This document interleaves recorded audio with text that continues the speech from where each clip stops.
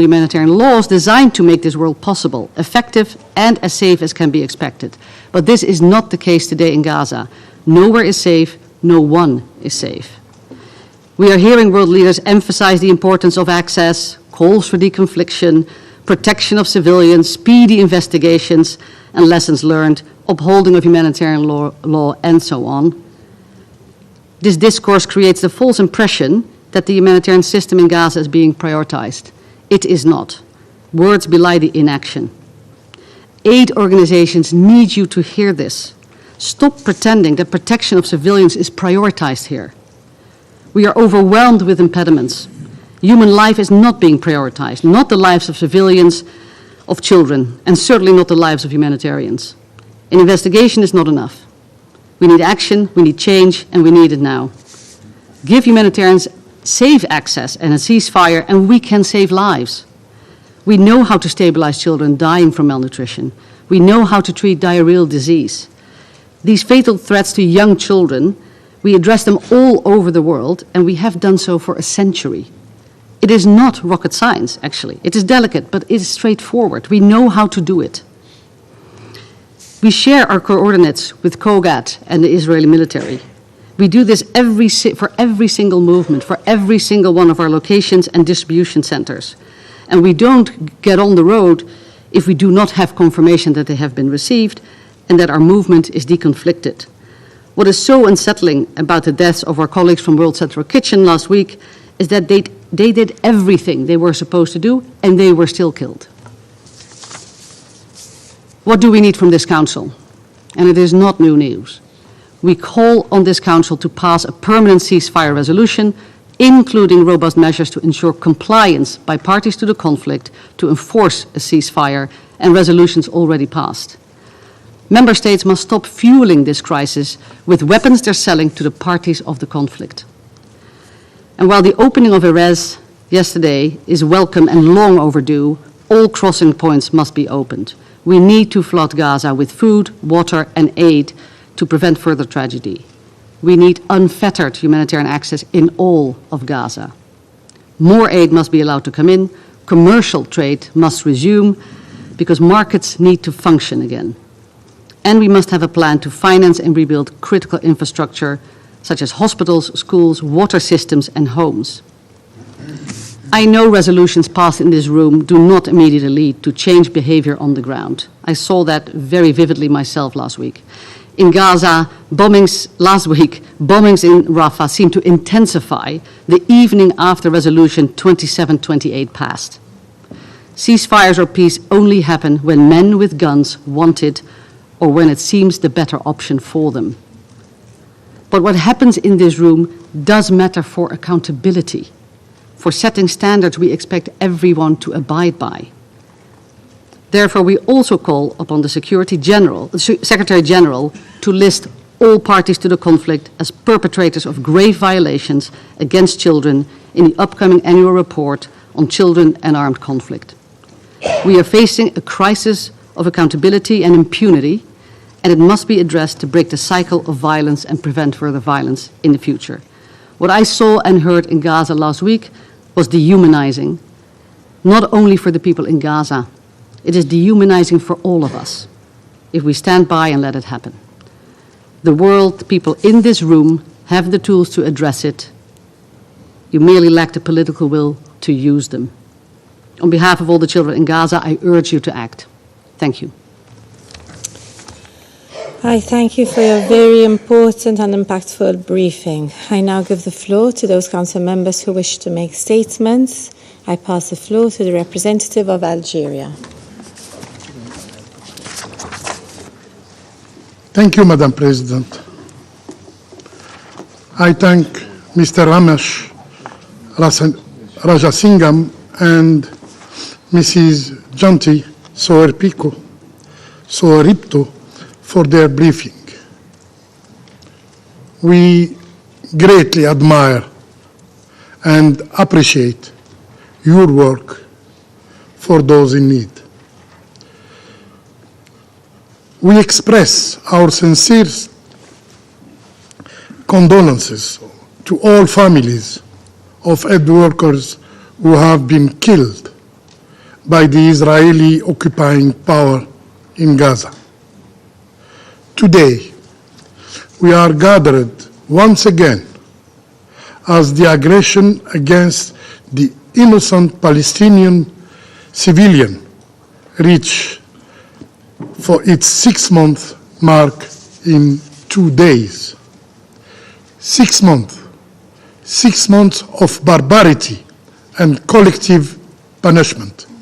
6 months of suffering for the people of Gaza. 6 months that test the humanity of each and every one of us. 6 months that test the international order and our ability to preserve coexistence for future generations. 6 months that pushed the entire population of Gaza into famine. The ICG observed, and I quote, "Palestinians in Gaza are no longer facing only a risk of famine, but that famine is setting in."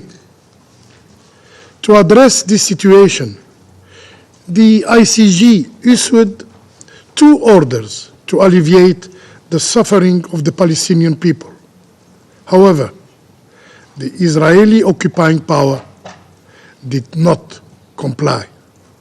Did not comply. Finally, the Security Council also acted by demanding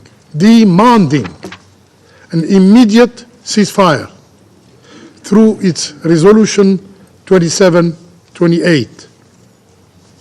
Yet, more than 10 days after its adoption, the occupying power blatantly refuses to implement it. Refuses to implement it. A conduct unworthy of a United Nations member bound under Article 25 of the Charter to carry out the decision of the Security Council. Yet, it is not surprising from a killing machine that commits all violation of international law with total impunity. They are confident that they will be never held accountable. And the occupying power continues to commit more and more crime, more and more violation. We must put an end to this aberration. Madam President,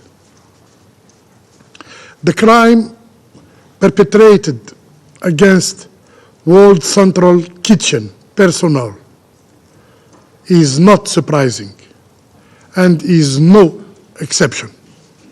It was an attack that targeted them systematically, car by car, as stated by Chief Jose Andres, the founder of World Central Kitchen.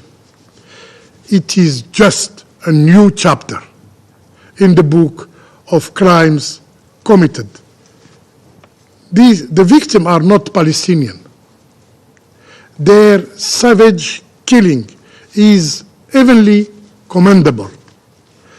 The large media coverage and outrage would be unjustified if it is not as equal as to that on the killing of Palestinian civilians.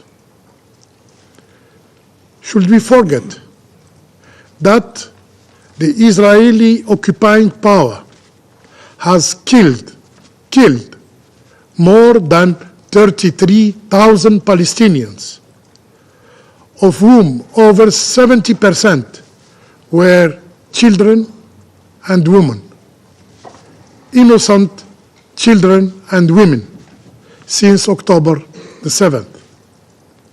Should we recall that 224 aid workers have been killed by the occupying power since October the 7th? Should we recall that 484 health workers were killed since October the 7th?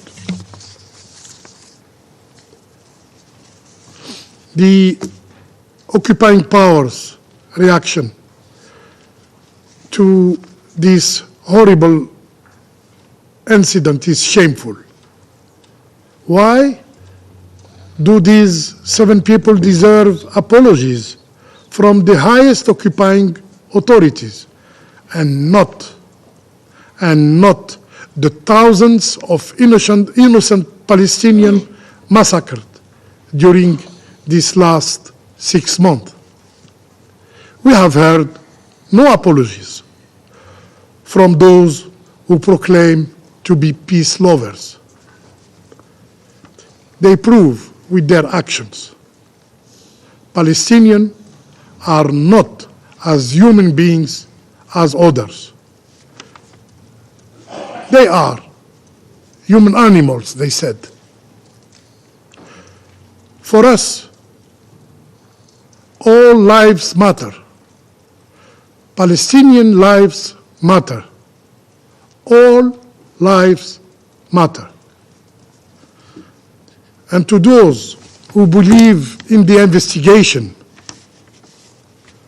and justice of the Israeli occupying power, I say, where is justice to Rachel Corrie?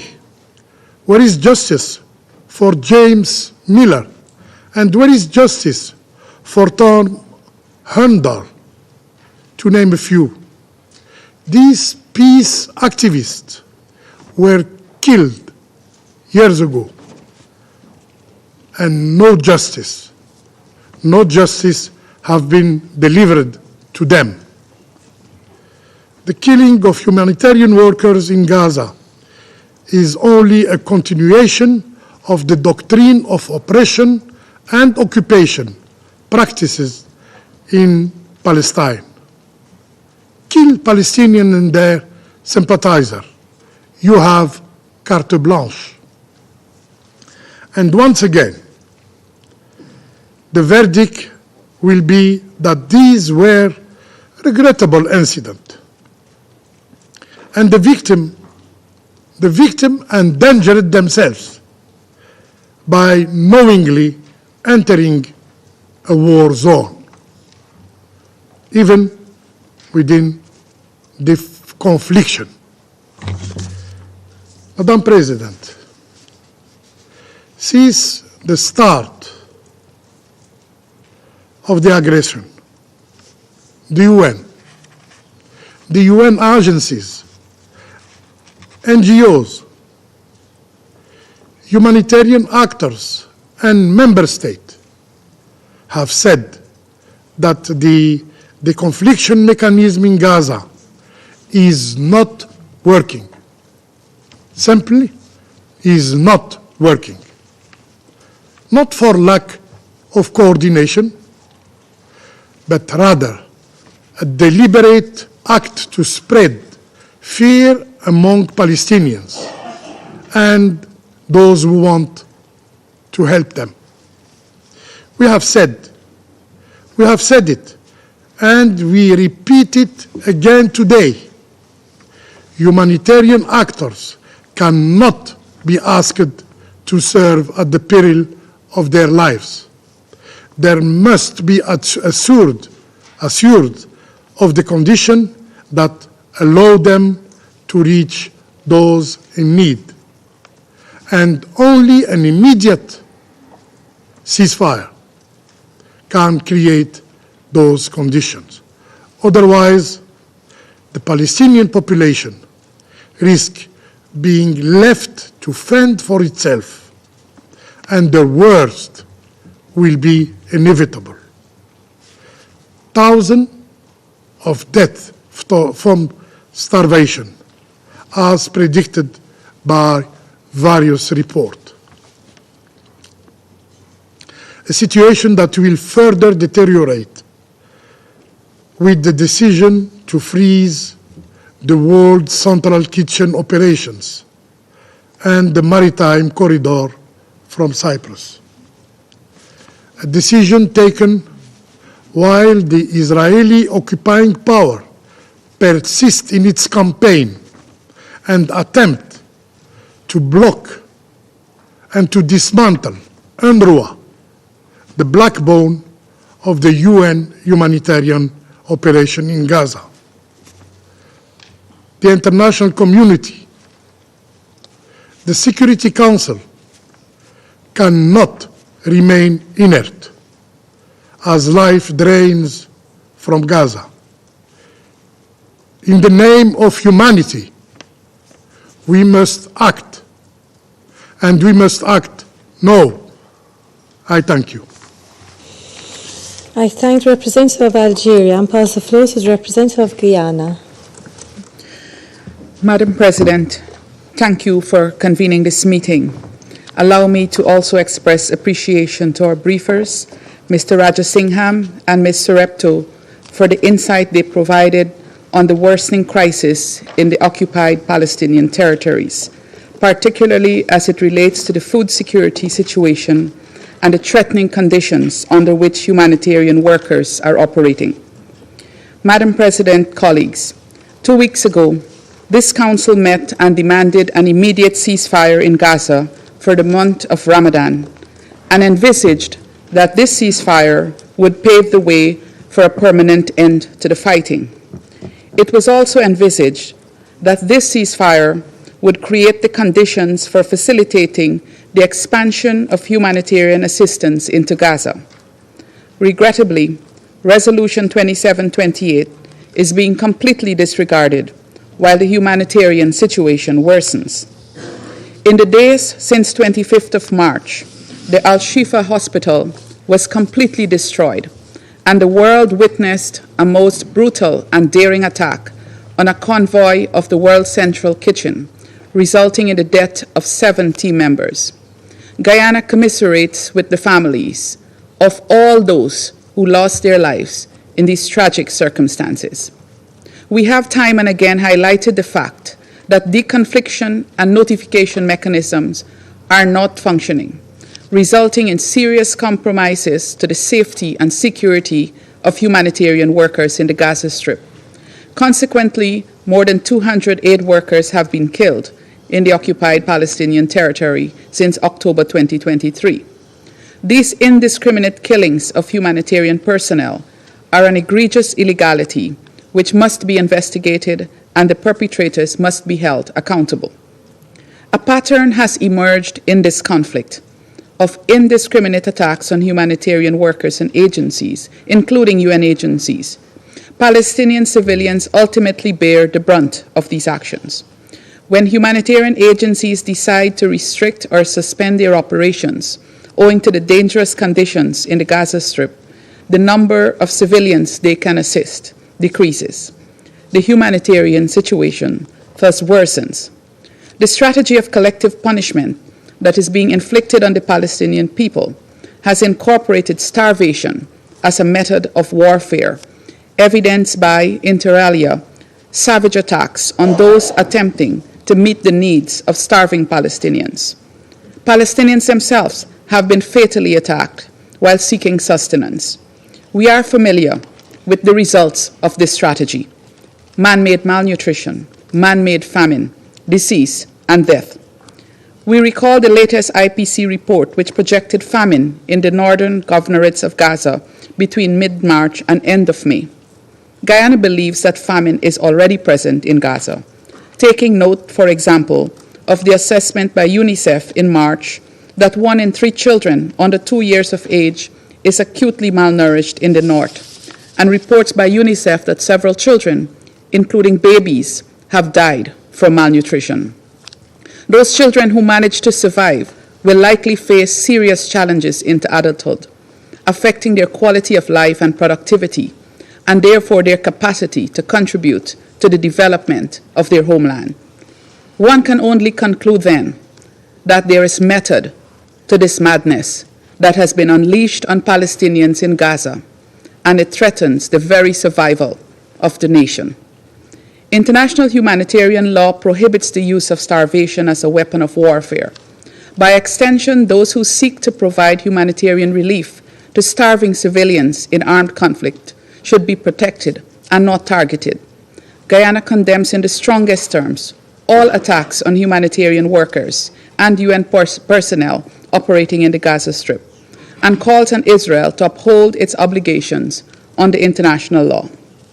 Madam President, dear colleagues, Guyana also underscores the critical work of agencies such as UNRWA in providing food assistance, medical care, emergency aid, and other critical support to the Palestinian people.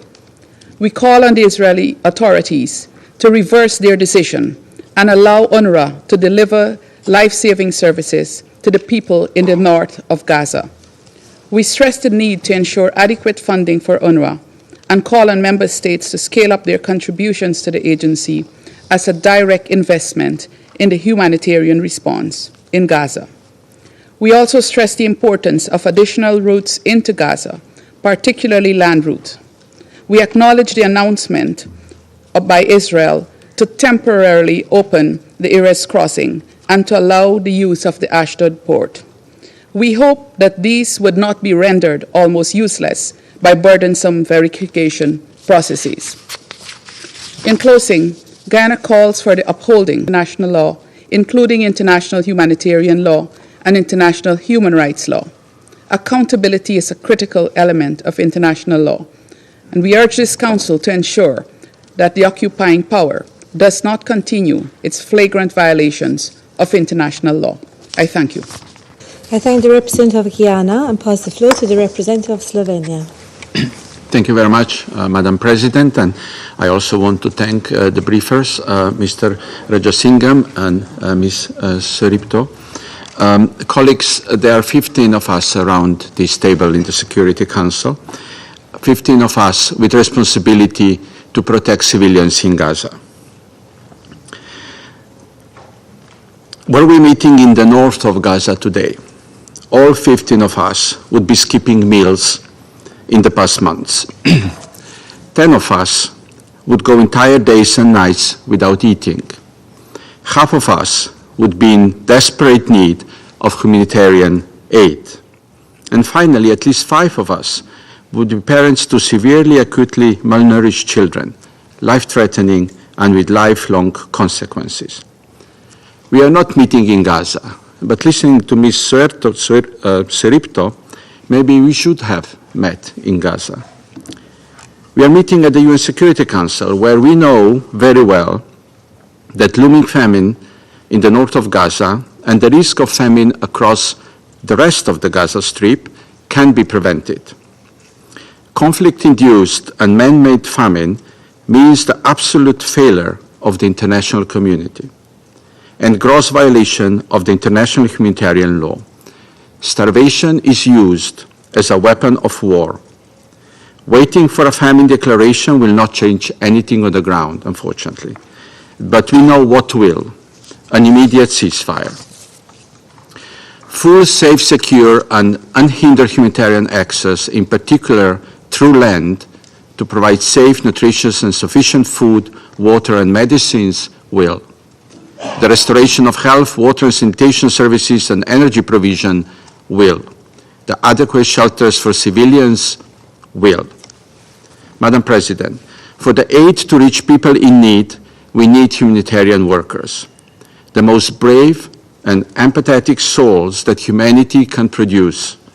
They're sacrificing their security, their lives, to save others. They must be able to fulfill their calling without constant fear. They must be granted safety, security, freedom of movement, and the necessary equipment and support. We repeat our continuous call for full respect of international law, including international humanitarian law and human rights law. This includes ensuring the safety and security of UN and all other personnel engaged in humanitarian relief activities. We are profoundly grateful for the efforts and work of the Secretary General and the entire UN system, in particular UNRWA, UN agencies, humanitarian and medical organizations, and their staff. I want to be clear. Nothing in this war happens by chance. The conduct of this war is a choice. Disrespect of international humanitarian law is a choice. And the consequences of this war, with unprecedented deaths and destruction, and children too weak to cry, cannot be but a choice. With the appalling attack on the World Central Kitchen, earlier on UNRWA, Médecins Sans Frontières, and others, the number of humanitarian workers killed in Gaza has reached 224. We condemn all attacks on humanitarian, medical, and UN personnel in Gaza and underline our call for accountability. The faces of humanity left in Gaza are under attack and have been for the past 6 months. So, colleagues, this Council has adopted 3 resolutions on the situation in Gaza, most recently Resolution 2728, calling for an immediate ceasefire leading to a lasting, sustainable ceasefire, the release of hostages, and delivery of humanitarian aid. ICG orders are binding. Security Council resolutions must be implemented. International order and our collective security depend on respect for the UN Charter, international law, and the commitments that we all adhere to. This Sunday we will mark 6 months of the war in Gaza. 6 months later, it's imperative to reflect on the enduring suffering of Gaza's civilians and hostages, not merely through discussions, but through decisive, impactful actions. 6 months of destruction and devastation cannot be a milestone we should mark with merely a meeting of the Security Council. We have seen the spillover effects of this conflict in almost the entire Middle East region. The conflict in Gaza is a threat to international peace and security, and this Council should make sure to stop it. Thank you. I thank the representative of Slovenia and pass the floor to the representative of Switzerland. Merci, Madame la Présidente. Thank you, Madam President. I thank you for convening this emergency meeting, and we thank the speakers for their presentations. A month ago, this Council met at the request of Guyana and Switzerland as informal focal points on the issue of conflict and hunger, warning of the food insecurity in the Gaza Strip. We had heard the United Nations insisting that without an immediate ceasefire, famine in Gaza was almost inevitable. Despite the adoption of Resolution 2728, which calls for an immediate ceasefire, the fighting continues and food insecurity is further worsened. The lack of access to food and the inadequacy of the water supply, agriculture and food production are catastrophic for the population of the Gaza Strip. Switzerland has the utmost respect for all the humanitarian aid workers who are risking their lives to bring relief. Our thoughts today are with the organizations and families of the over 200 humanitarian workers who have been killed in Gaza since October 7th. Attacks on humanitarian workers are a violation of international humanitarian law and must stop immediately. To this end, concrete deconfliction measures must be put in place. The Gaza Strip has rapidly become the most dangerous place for humanitarian workers. Widespread insecurity and restrictions on movement are forcing humanitarian organizations to suspend their operations at a time when humanitarian needs are greatest. As a result, the entire aid system is in danger of collapsing, and the continuation of the maritime aid corridor from Cyprus is in particular jeopardy. UNRWA and other humanitarian organizations must have unhindered access to the population in need. Every day counts. The Integrated Food Security Phase Classification, IPC, has warned of a risk of famine between now and the end of May 2024. According to UNICEF, Gaza is experiencing the worst level of child malnutrition in the world. Malnutrition in early life can lead to stunted growth, impaired cognitive development, and increased vulnerability to infection and disease. These impacts are irreversible and will affect these children for the rest of their lives. Madam President, Switzerland recalls that the provisional measures decided by the ICJ on 26 January and 28 March 2024 are binding for the parties.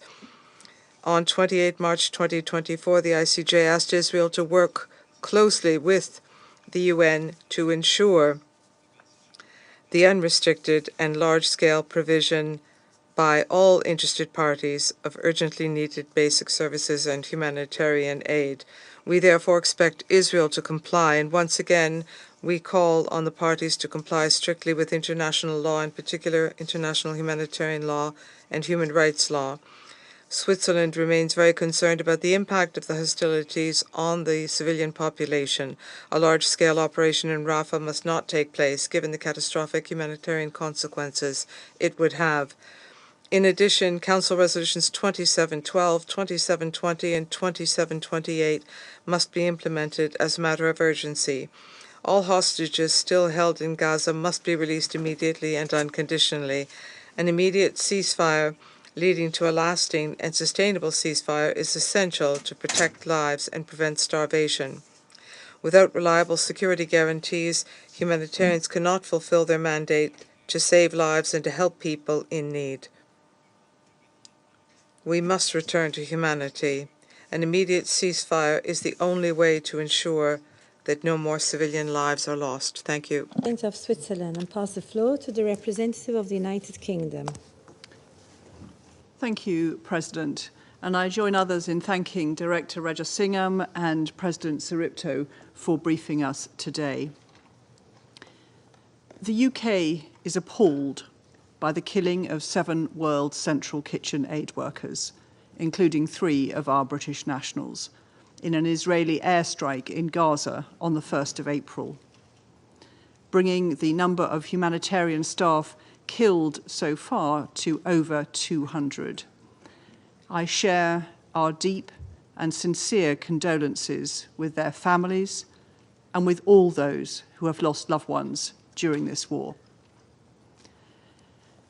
Our Prime Minister and Foreign Secretary spoke immediately with Prime Minister Netanyahu and Israeli Foreign Minister Katz to ask for a transparent investigation. We will study carefully the results of the investigation from the Israeli government, and we welcome the commitments Israel has made since on humanitarian operations. President, aid workers should never be targeted. Over 200 have been killed in this conflict. Israel must do much more to protect them and to ensure their safety so they can deliver urgently needed, life-saving humanitarian assistance. For this to happen, we call for 3 major changes. First, Israel must make significant, concrete changes to put in place an effective deconfliction mechanism immediately. It is imperative that those doing life-saving work are properly protected and allowed full, unhindered access to conduct their work safely. Second, we welcome the steps Israel has now taken and call on it to do everything necessary to allow effective humanitarian relief.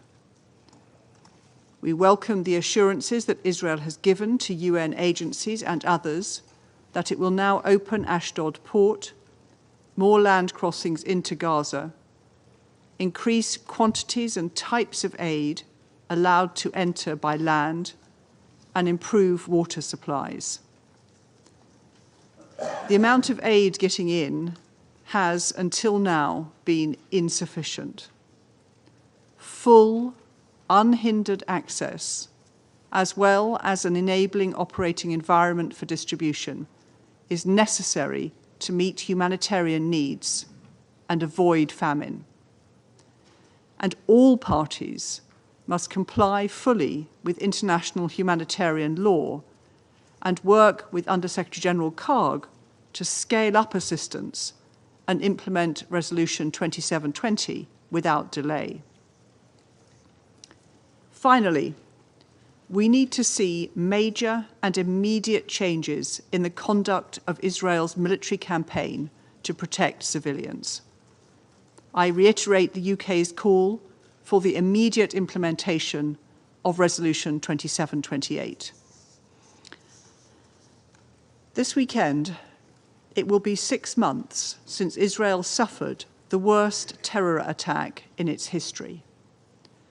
Throughout this crisis, the UK has been unequivocal in our condemnation of Hamas and our demand for the unconditional release of the hostages.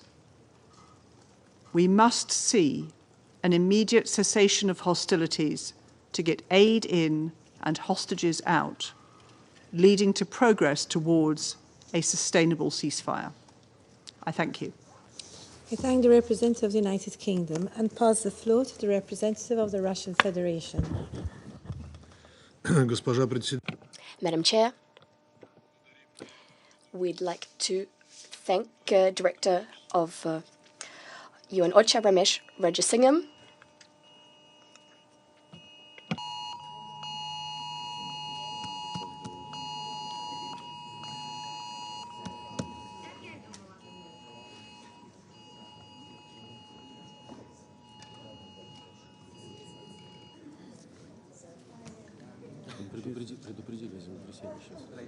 Okay.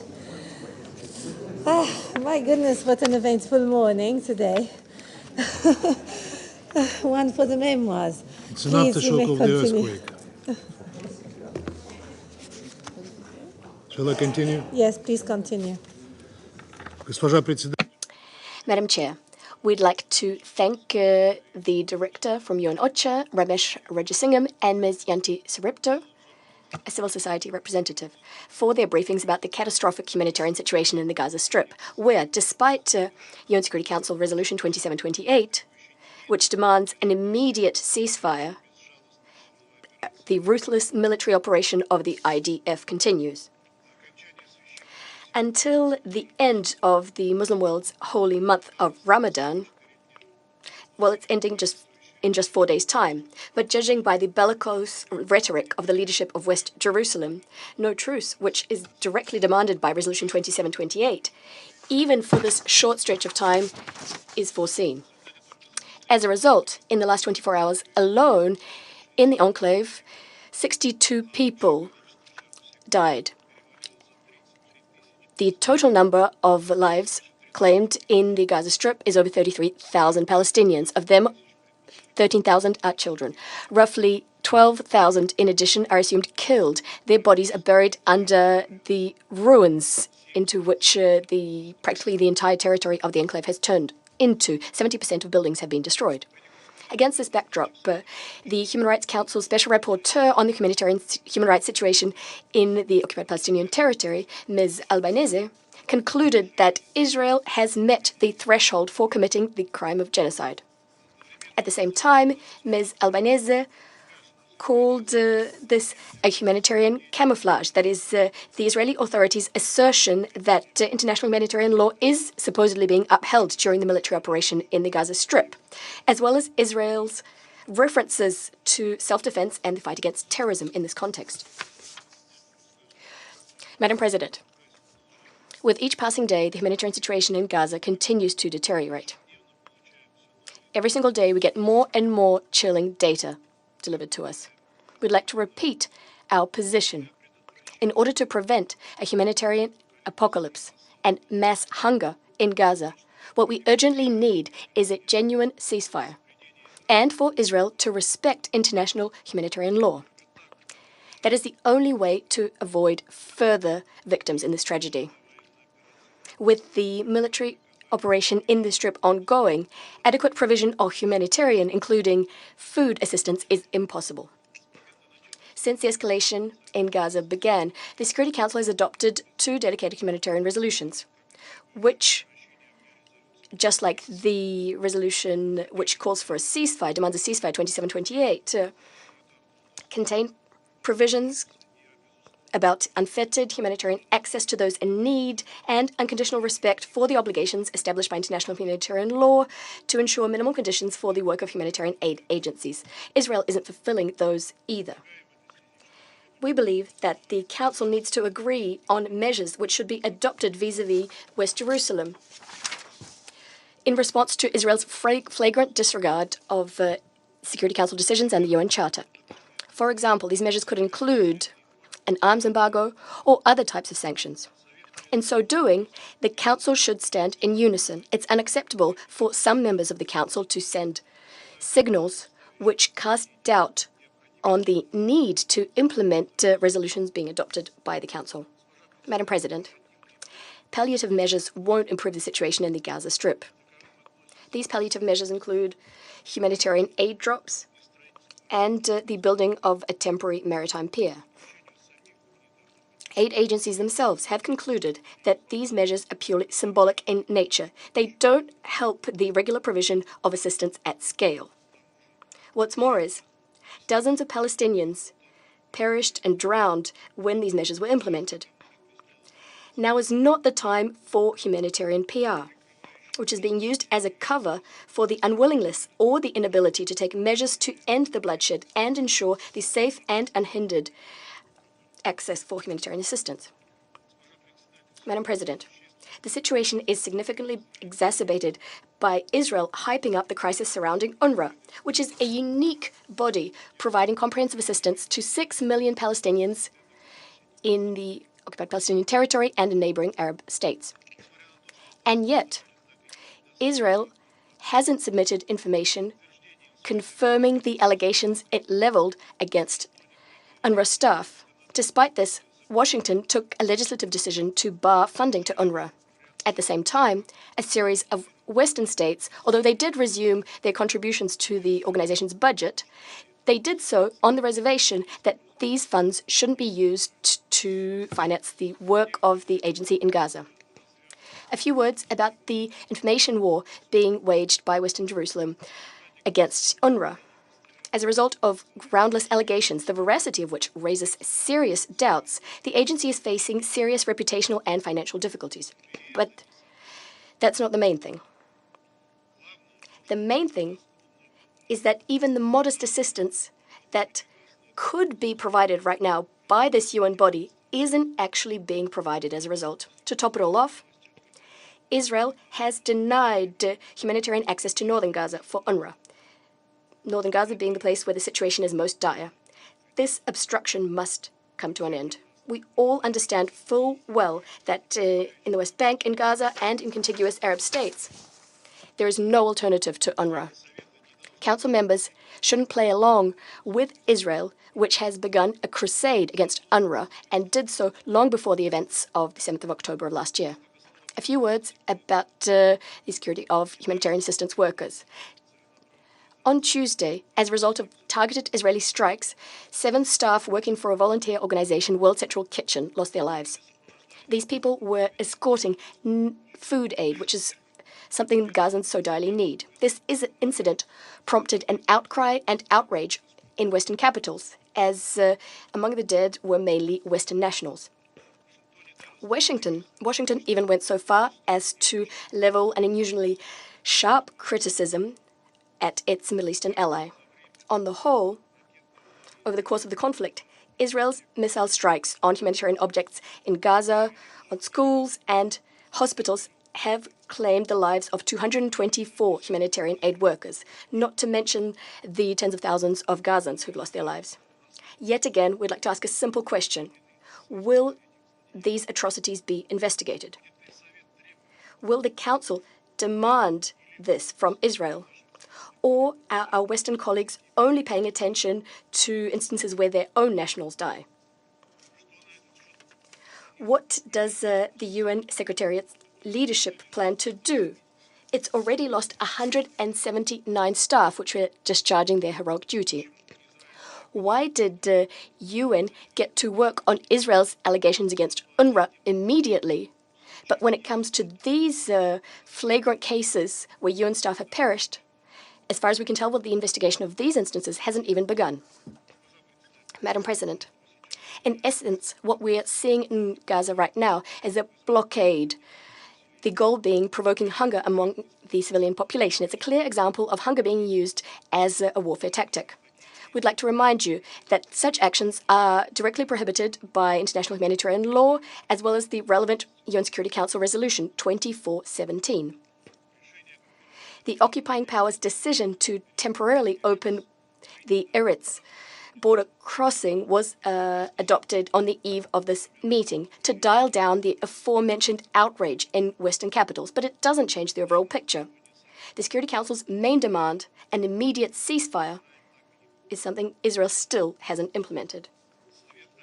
The Security Council is duty-bound to secure the implementation in full by all parties to the conflict of all of its decisions geared towards ending violence in Gaza, scaling up humanitarian assistance to civilians in the Strip, and preventing forced relocation thereof. Only then can we begin thinking about new initiatives to achieve the long-term settlement of the Palestinian-Israeli conflict within the international legal framework we have. Thank you very much. I thank the representative of the Russian Federation and pass the floor to the representative of Japan. Thank you, Madam President. I thank Mr. Rajanshinan and Ms. Soelipto for their valuable briefings. We are nearing 6 months since the conflict in Gaza erupted due to Hamas' terrifying attacks on Israel. Recent developments only seem to be worsening the situation on the ground. Despite last week's adoption of Security Council Resolution 2728, demanding an immediate ceasefire during the holy month of Ramadan, hostilities continue unabated.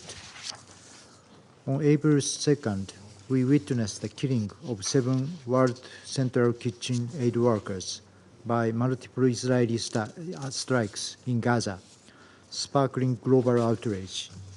Already, more than 220 humanitarian workers lost their lives. Japan extends sincere condolences to the colleagues and the families of the victims. These incidents have forced humanitarian organizations to suspend their operations, which create catastrophic impacts on the lives of people in Gaza, who desperately need life-saving assistance. Attacks on humanitarian workers are absolutely unacceptable. In this vein, Japan urges Israel for necessary measures to prevent recurrence of such incidents. Humanitarian crisis in Gaza is spiraling deeper into catastrophe. People in Gaza face starvation, the spread of preventable diseases, and unimaginable suffering. Famine is there.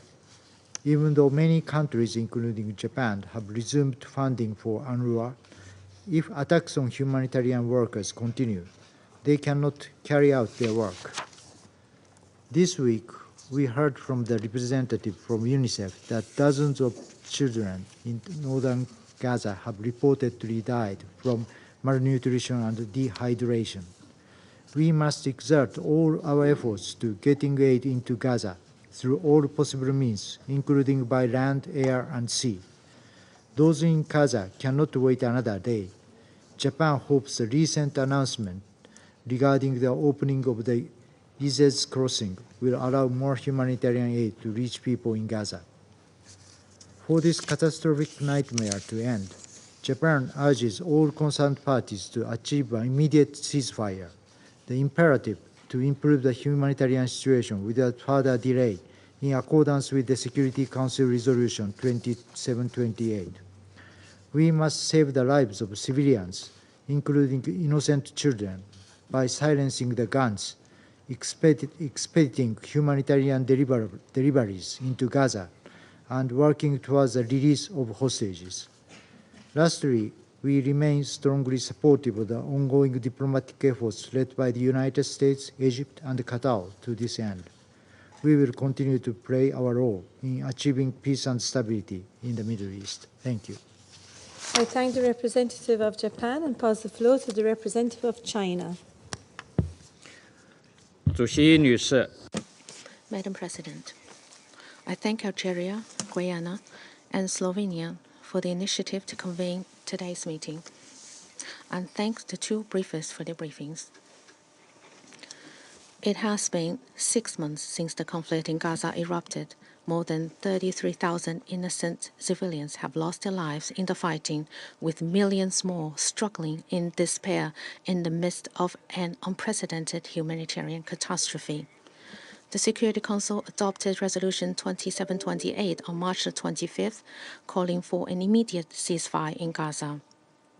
However, it is heartbreaking that the fighting has continued for more than 10 days, with civilians and humanitarian workers in Gaza exposed to daily gunfire and bullets.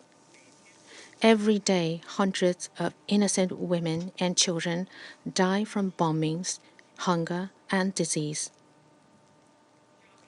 The tragedy of Gaza tests the conscience of humanity and the credibility of the Security Council. First, the full implementation of Resolution 2728 must be taken as a matter of urgency. All resolutions of the Security Council are binding. It is the obligation of every member state to implement the resolutions and the commitment all have made when joining the UN. We urge Israel to implement the resolution immediately and cease its military attacks on Gaza and its collective punishment of the people of Gaza. We call on the major powers with significant influence on the parties concerned to play an active role in promoting the implementation of the resolution. We support the Security Council in taking further necessary action to implement Resolution 2728. Second, there's no time to lose in alleviating the humanitarian disaster. Gaza is already suffering from severe famine and the collapse of the medical system. The humanitarian disaster is beyond imagination. Israel must fully implement the provisional measures ordered by the International Court of Justice and immediately lift the blockade of Gaza and the obstacles to humanitarian access. Rafah and all land crossings must be fully opened to allow for the rapid, adequate, and safe passage of humanitarian supplies. Third, Israel must cease its attacks on humanitarian institutions and personnel. The recent attacks on the humanitarian convoys is strongly condemned by China. The attacks on humanitarian workers is shocking. It also warned us that since the outbreak of the conflict, Israel's attacks has already claimed the lives of over 170 humanitarian workers. The life-saving humanitarian facilities and supplies have been damaged. Israel must abide by the international law and international humanitarian law and supply to provide assistance to the humanitarian agencies and the security guarantee. They must stop the malicious attacks and restraint on UNRWA. Madam President, the lessons of the current round of conflicts are tragic. They remind us once again that only through the full implementation of the two-state solution, the realization of an independent Palestinian state, and the correction of the historical injustice long suffered by the Palestinian people will it be possible to break out the vicious cycle of the Palestinian-Israeli conflict. As the first step, the key is we need to support Palestinian full membership in the UN and support action by the Security Council as soon as possible. At the same time, we advocate for the convening of a larger, more authoritative and more effective international peace conference to develop the timeline and pathway for realization of the two-state solution. China will continue to work with the international community and make unremitting efforts to put an end to the fight in Gaza so as to alleviate the humanitarian disaster and realize a two-state solution. Thank you, Madam President. I thank the representative of China and pass the floor to the representative of France. Madame la Présidente, Madam President, I'd like to thank Mr. Ramesh Rajasingham and Ms. Saripto for their briefings. France condemned Israel's strike, which resulted in the death of 7 World Central Kitchen NGO workers. We've asked the Israeli authorities to conduct an in-depth investigation so as to not let the perpetrators go unpunished. They've committed to this and they must uphold that commitment. So 7 humanitarian workers died when they were trying to assist civilian populations, which are basically facing famine. Their deaths come on top of 177 UNRWA staff. Let's not forget that. For the United Nations, that's the highest death toll since the organization was established. The protection of humanitarian aid workers must be upheld under all circumstances. The laws of war and the principles of precaution and proportionality during hostilities must be upheld. 2 million people lack everything in Gaza. It's therefore vital that we provide massive humanitarian assistance and to guarantee full access in keeping with the resolutions adopted by this Council. The United Nations coordinating role is essential here, as is that of UNRWA. France has taken note of the measures announced by the Israeli government today. We call on the government to implement its announcements without delay and to fully respect international humanitarian law. Madam President, France demands the full implementation of Resolution 2728 of the Security Council, as well as an immediate and lasting ceasefire. In Gaza, we're not seeing a natural disaster. The humanitarian catastrophe is a result of war, and the best humanitarian response is for the war to end. France would like to reiterate its staunch opposition to a ground offensive in Rafah, which would result in a humanitarian catastrophe on an unprecedented scale. We also demand the immediate and unconditional release of hostages detained by Hamas and other terrorist groups. We'd like to reiterate our condemnation of terrorist attacks, including sexual violence, which have been committed on the 7th of October. Madam President, achieving a ceasefire is a top priority for France. Let's address the root cause, not just the symptoms of this problem. It is high time for us to, at last, lay the groundwork for a political settlement so as to implement the two-state solution. This solution is the only way to furnish Israelis and Palestinians with peace and security. France is actively engaged to this end, working with parties and all regional and international partners. The draft resolution, which we've submitted for the consideration of Security Council members, is part and parcel of this effort. I call on all Council members to express their support for that resolution. Thank you. I thank the representative of France and pass the floor to the representative of Ecuador. gracias, señora Presidenta. Thank you, Madam President.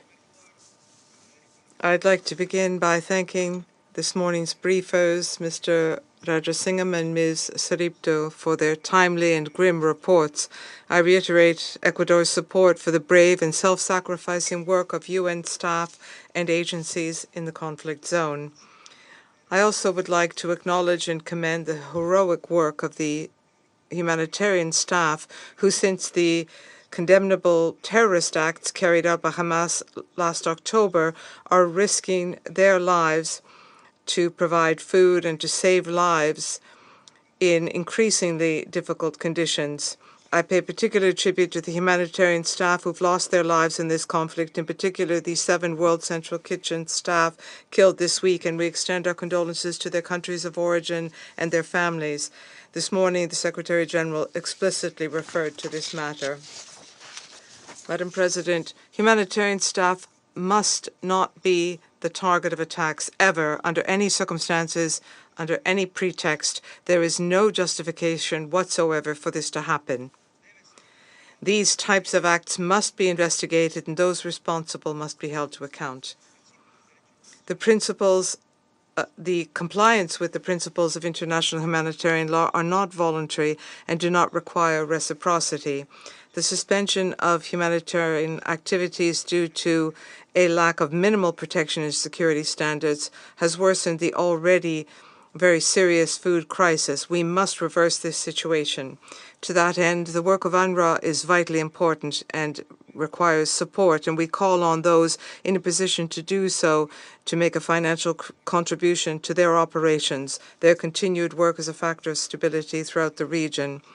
Madam President, last week the Security Council adopted resolution calling for the immediate ceasefire during the month of Ramadan and the unconditional and immediate release of hostages who remain in the hands of Hamas. At the same time, Resolution 2728 points to the need to increase the flow of humanitarian assistance to Gaza. The timely implementation of this Council decision would have avoided the death of humanitarian staff, it would have enabled the hostages to be reunited with their families, and it would have increased aid to the civilian population. For this reason, we reiterate our appeal for the full and immediate implementation of Resolutions 2712, 2720, and 2728 in order to avoid further death and destruction. Thank you. I thank the representative of Ecuador and pass the floor to the representative of the Republic of Korea. Thank you, Madam President. I thank Director Raja Singham for today's briefing on the situation in the Gaza Strip. I also appreciate Ms. Sueripto for her sobering testimony on what is happening on the ground. As we are now nearing 6 months since the current catastrophe started, it is gravely dismaying to witness that hostilities continue unabated, causing devastating humanitarian consequences in Gaza. 3 days ago, the WHO announced Al-Shifa Medical Complex in Gaza City, the largest hospital in Gaza, is no longer functional after Israel's military operation, further threatening the already precarious health system in the Gaza Strip. Despite international efforts, including through maritime corridors and airdrops, Gaza is now facing a catastrophic food crisis due to the significant restrictions to land deliveries of life-saving assistance in unsafe conditions. As civilian infrastructure for food production and distribution has been severely damaged, Gaza cannot sustain itself without outside assistance. Against this disturbing backdrop, my delegation is deeply appalled by the killing of 7 World Central Kitchen staff members in an IDF strike, who were simply delivering life-saving humanitarian assistance in the Gaza Strip. It is reported the World Central Kitchen alone has provided more than 35 million hot meals across Gaza since the outset of the current catastrophe. Korea extends its deep condolences and consolations to the victims of this incident and their bereaved families, and wishes a speedy recovery for the injured. Now, several key humanitarian aid organizations on the ground, including World Central Kitchen, are reported to have suspended the operations following this devastating incident. This is dismaying development, as the international community is struggling to expand humanitarian aid at scale throughout Gaza. Madam President, let me clearly repeat our shared tenet enshrined in international humanitarian laws. All parties to conflicts must not attack humanitarian workers, and they must ensure unhindered access to humanitarian assistance. All barriers to the provisions of humanitarian assistance in Gaza should be lifted as demanded by a Security Council Resolution 2728. We hope Israeli government's announcements yesterday on steps to increase aid flow to Gaza leads to tangible improvements on the ground. At the same time, humanitarian notification procedures and deconfliction mechanisms should be enhanced to stop recurrence of incidents like the deaths of World Central Kitchen member states. Korea re-emphasized that Resolution 2720 adopted last month should be implemented and calls for an immediate humanitarian ceasefire, as this is the only viable way to ensure safe and unimpeded access to humanitarian assistance. I thank you, Madam President. I thank the representative of the Republic of Korea and pass the floor to the United States. Thank you, Madam President. And thank you for your briefings, Director Rajasingham and CEO Soeak. The Security Council and General Assembly have affirmed the imperative of protecting humanitarian personnel, including Resolutions 2712, 2720, and 2728. As we have heard today, tragically, this has not been heeded by the parties in Gaza. One of the most recent pieces of evidence of this was the tragic strike on a World Central Kitchen convoy, which killed several humanitarian workers on April 1. As President Biden said on Tuesday, the United States is outraged and heartbroken at the deaths of these individuals who were providing food to starving civilians in the middle of a war. These workers were brave and selfless. They show the best of what humanity has to offer when the going really gets tough. An incident such as this should never have happened and must never happen again. We all know, moreover, this was not a standalone incident. This conflict has been one of the worst in recent memory in terms of the number of aid workers who have been killed. More than 220 humanitarian workers have perished since October 7th in Gaza, some while on duty. Many more have been injured. These incidents are unacceptable. Humanitarian personnel must be protected, full stop. We are deeply concerned Israel has not done enough to protect humanitarian aid workers or civilians. For that reason, the resolution the United States introduced last month in this council demanded all parties to the conflict fully respect humanitarian notification and deconfliction mechanisms and remediate any deficiencies. Although Russia and China vetoed that resolution, we repeat that call today.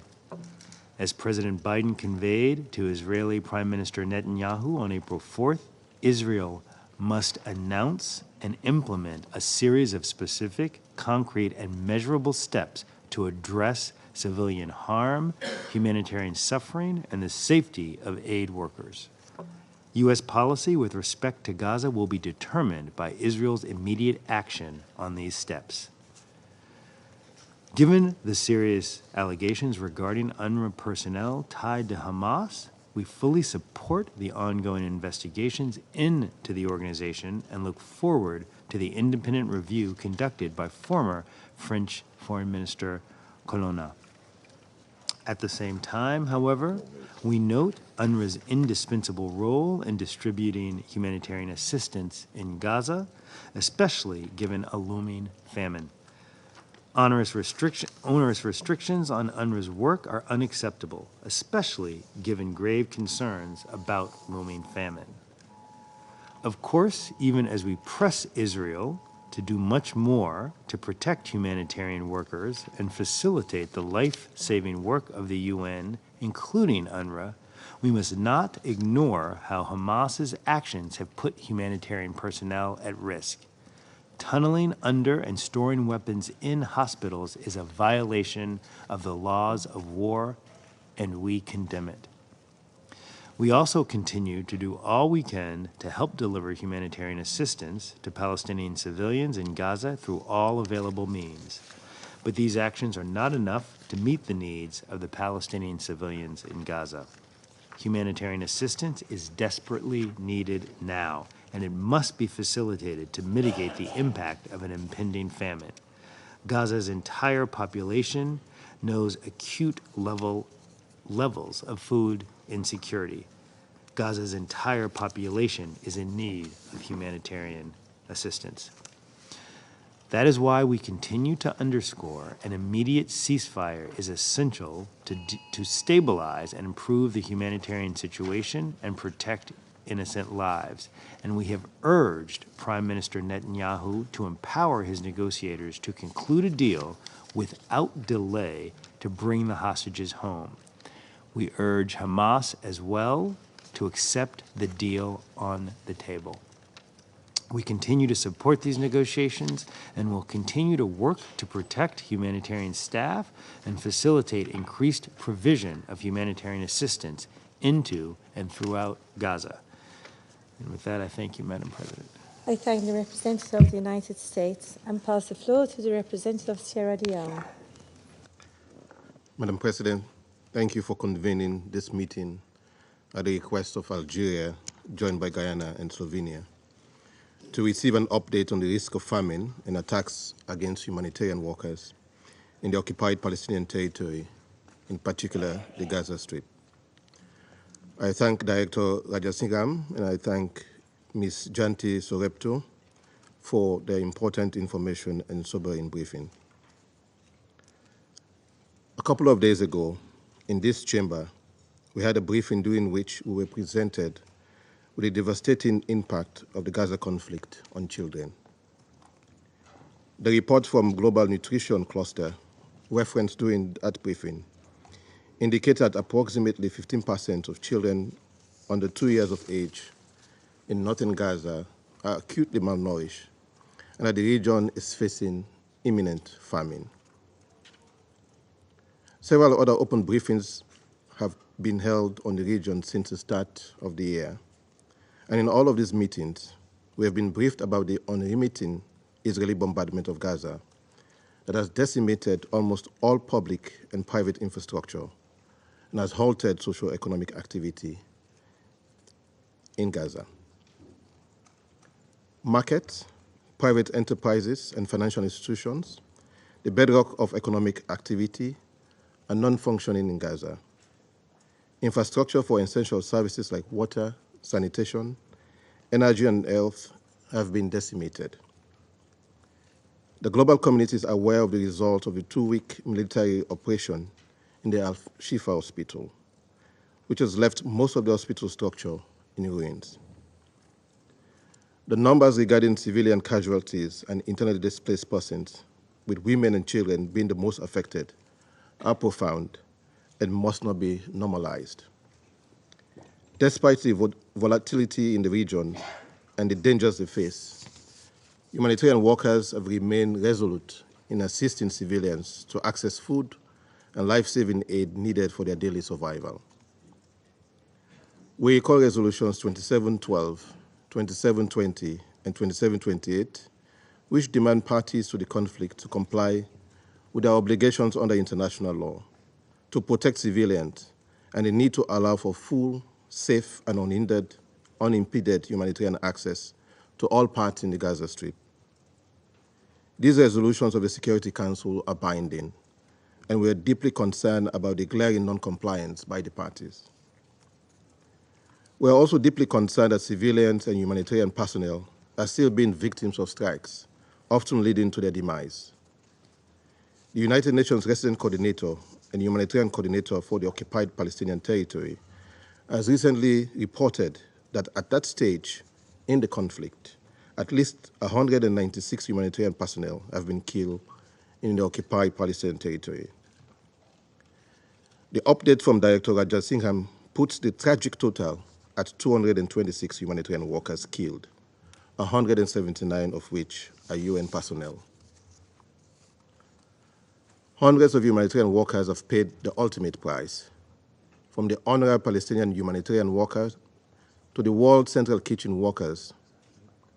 We offer our deepest condolences to their families and the organizations. Madam President, each day we're reminded of the risk of famine and the steep rise in malnutrition due to intense hostilities and restricted humanitarian access.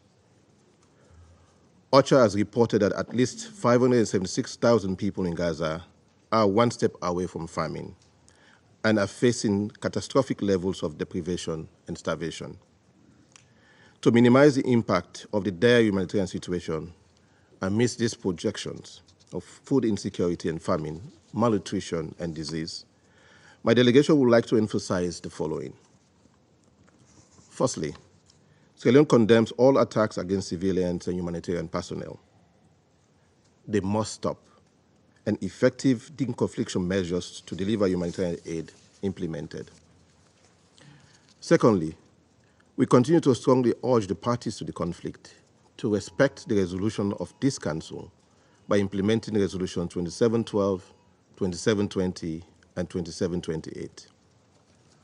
Thirdly, we reaffirm the relevance and validity of the International Court of Justice provisional measures ordered of 26 January 2024 and a request for modification order made on 28 March 2024, which inter alia obligates the State of Israel to ensure without delay full cooperation with the United Nations, the unhindered provision at scale by all concerned of urgently needed basic services and humanitarian assistance, including food, water, electricity, fuel, shelter, clothing, hygiene and sanitation requirements throughout Gaza.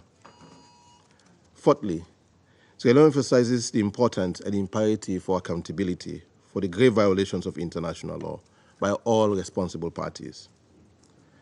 As we call for peace, it must be accompanied by accountability to end impunity. Sierra Leone reiterates its position on the vital role of UNRWA amidst the myriad of factors impeding their humanitarian response. The need for their continued services cannot be overstated, as UNRWA remains the bedrock for the provision of life-saving humanitarian services to Palestinians across the Middle East region. Let me close, Madam President, by echoing the need for the intensification of political engagement, dialogue, to persistently pursue peace, premised on the two-state solution. I thank you. I thank the representative of Sierra Leone and pass the floor to the representative of Mozambique. Madam President, I wish to thank Malta's presidency for convening this urgent meeting on the situation in the Middle East, including the Palestinian question.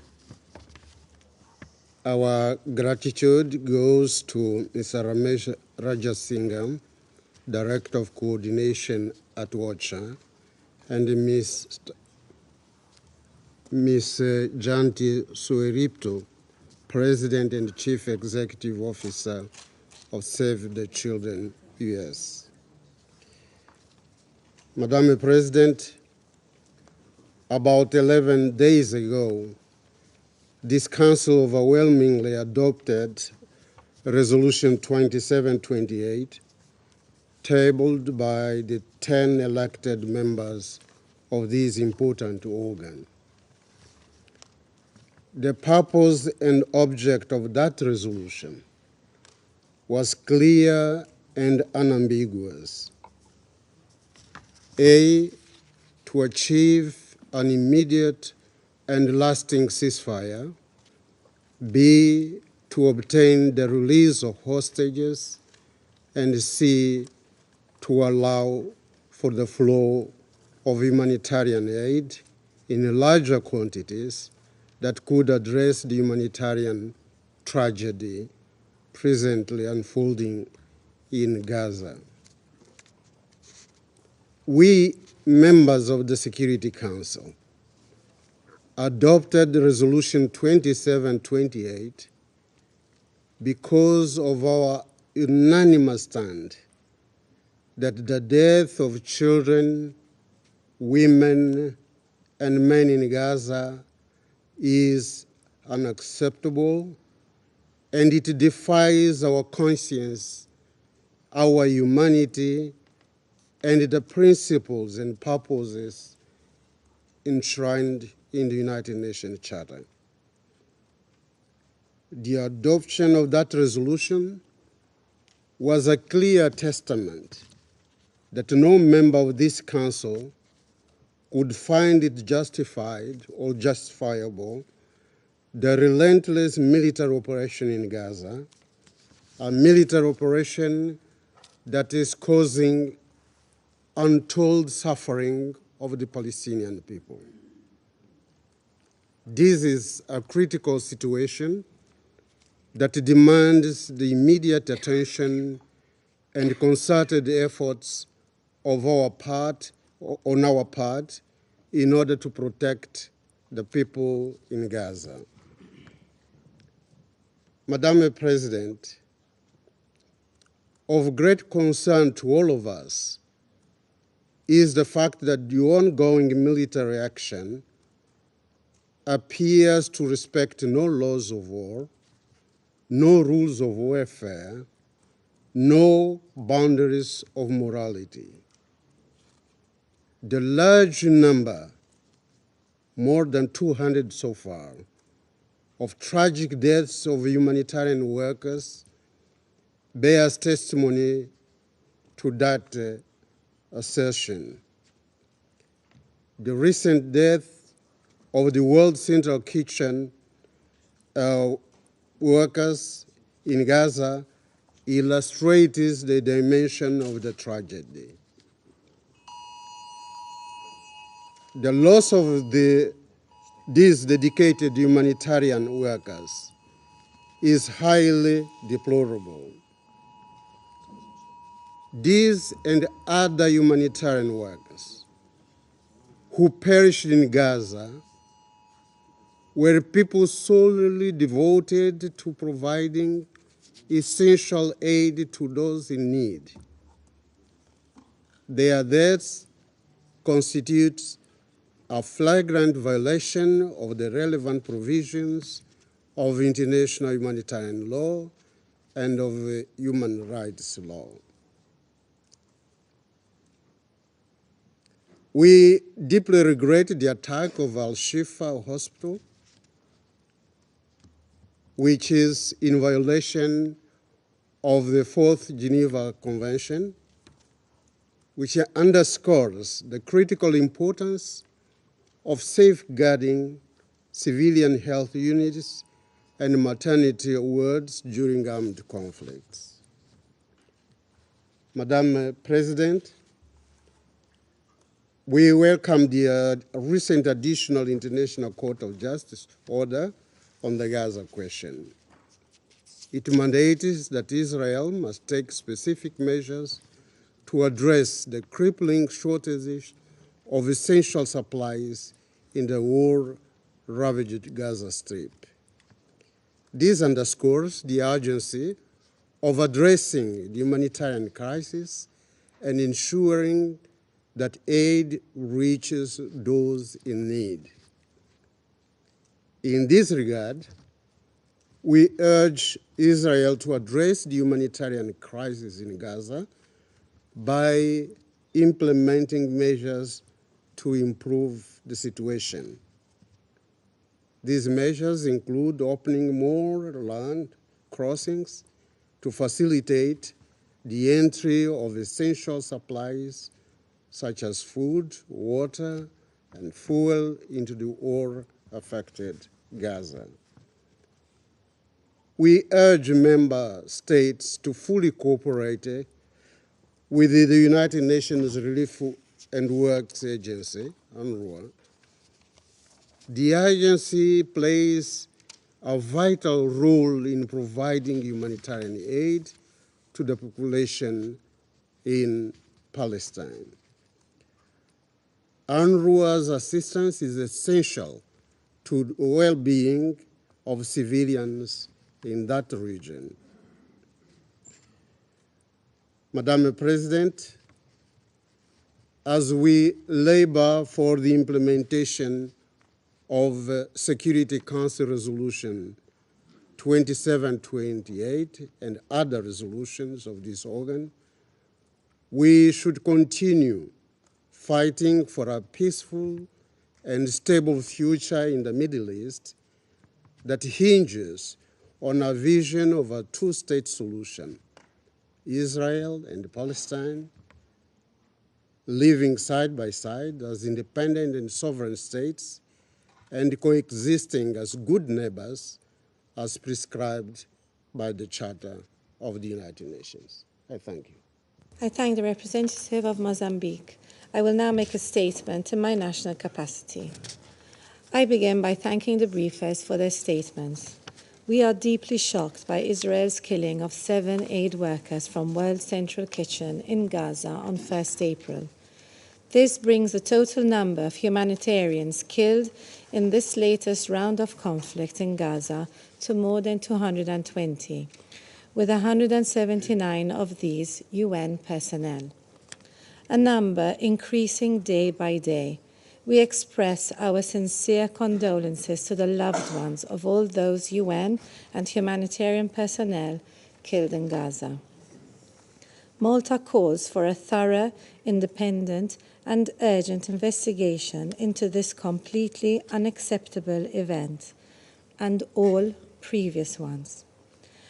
Accountability for any violations of international law, including international humanitarian law, must be ensured.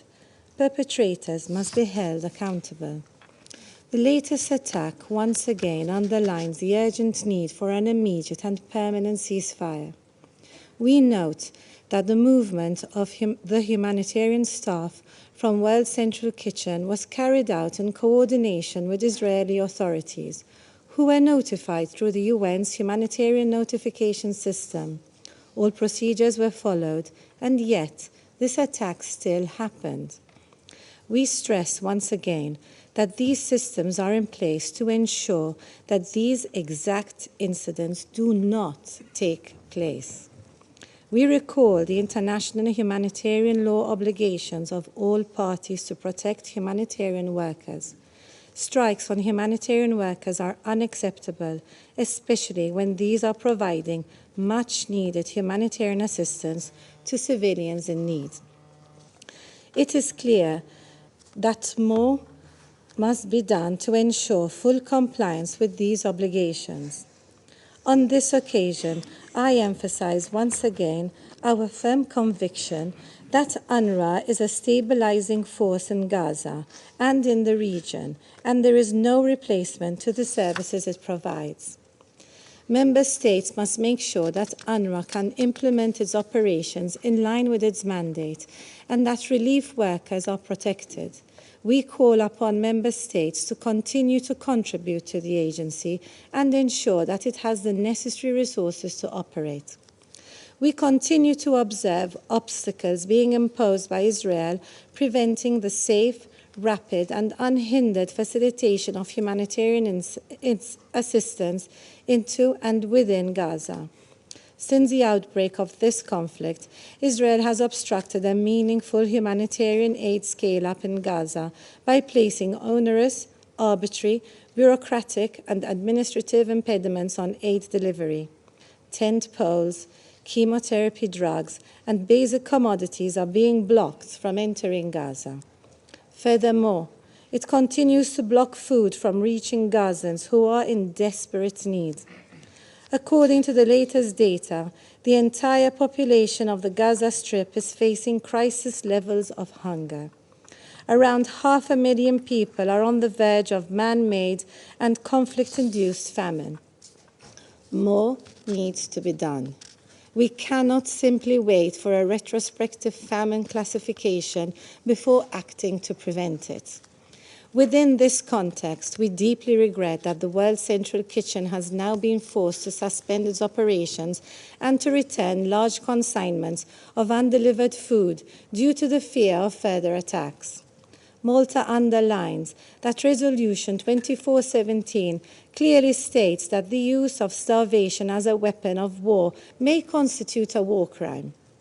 We further stress that Israel must facilitate the use of all available routes and border crossings to and throughout the Gaza Strip. The announced opening of the Erez crossing and the Karim Sharam opening and the Ashdod port is a necessary and positive development.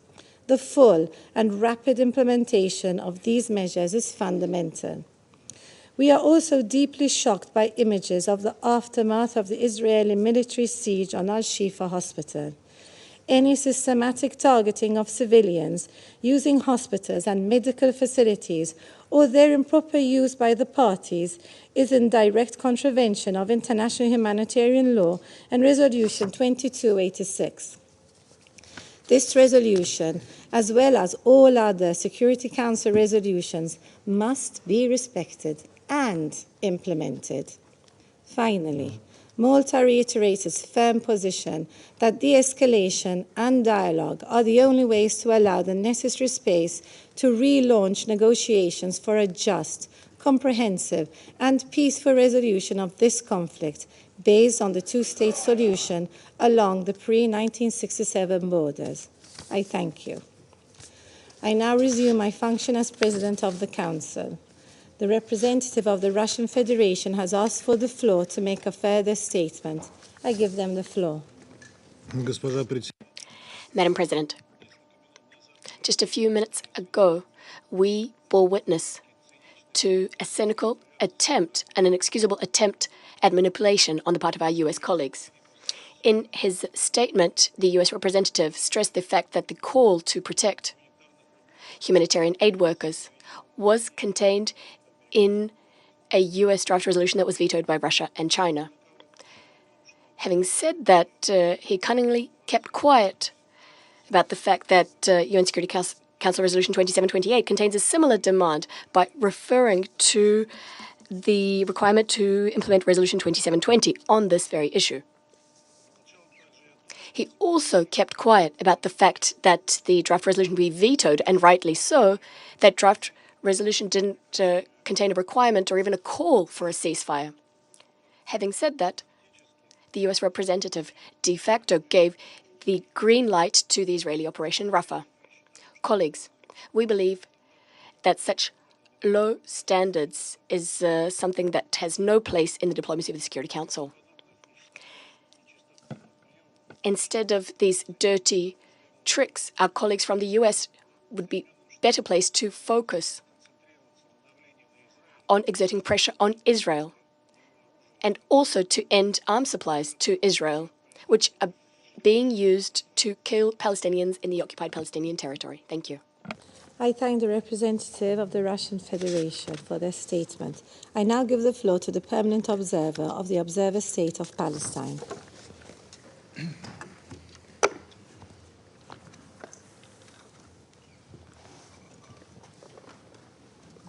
Madam President, Council members, dear colleagues,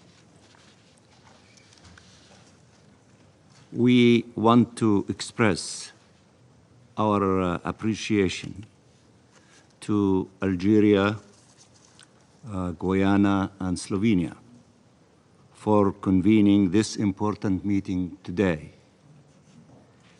And I want also to add to express our appreciation to the unanimous decision by the Arab group yesterday requesting through our representative, the ambassador of Algeria, to ask for this meeting and the two other countries, Guyana and Slovenia, for joining in this endeavor. I want also to thank the two briefers from OCHA and Save the Children, Mr. Raja Singham and Madam Sorepto, for their briefings. Madam President, allow me to address you today not only in your capacity as diplomats representing your states, but as parents and grandparents, as daughters and sons, as members of families that you love and cherish. Last night, a Palestinian father sat powerless by the bedside of his 2-month-old baby, watching him die slowly of hunger. After searching for hours and days for baby formula in northern Gaza to no avail. A mother had to leave her children in their home for their safety while she went out to try and find flour. She heard a loud bombardment as she reached the street's corner, rushed back with no flour, only to find her home destroyed and her kids killed. We speak of this terrifying assault against life in Gaza in days and months, 180 days, 6 months. But parents calculate in hours, agonize in minutes and seconds, and they wonder, how much longer will they have to wait?